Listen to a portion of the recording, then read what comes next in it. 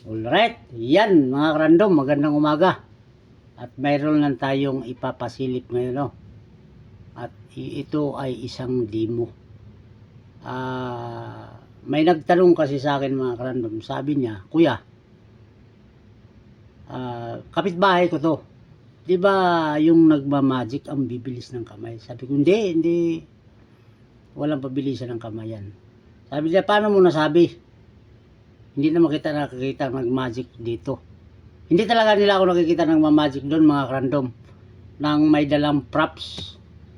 Kahit isang bisis hindi ako nagpapakita doon sa amin na at hindi ako mahilig magdala ng mga kung ano-ano man props. So pag may nagtanong sa, di ba sa magic shop ka kuya? Ang dami namin nakita ng ganito ganyan. Sabi ko, oo. Sabi niya, magician ka. Di ba yung mga magician, mabibilis ang kamay? Sabi ko, hindi. Hindi na mabilis ang kamay niyan. Sabi ko, walang pabilisan ng kamay ang pagmamagic. Sabi, hindi ako maniwala sa'yo, hindi ka naman magician. Sabi ko, oo, hindi ako magician. Sabi ko, dahil hindi ako nagmamagic talaga. Sabi ko sa kanila. Ayun, sabi na hindi ako maniwala. Sabi ko, sige, antayin mo mag-video ako. Maipakita ko sa inyo kung mabilis ba yung kamay ko. So, ito na. Kayo dyan mga binatilyo, yan.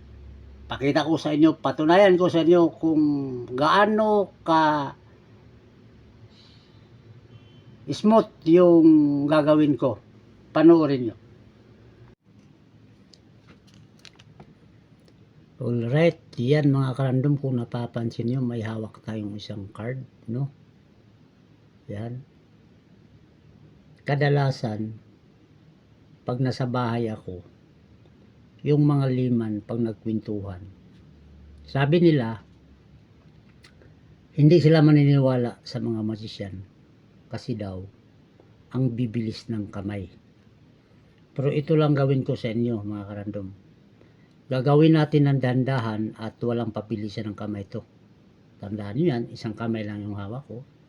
Mayroon tayong Queen of Diamond. Yan. Igalaw ko lang siya ng paganyan. Papansinin nyo lang kung ano mangyayari nito. Walang pabilisan ng kamay.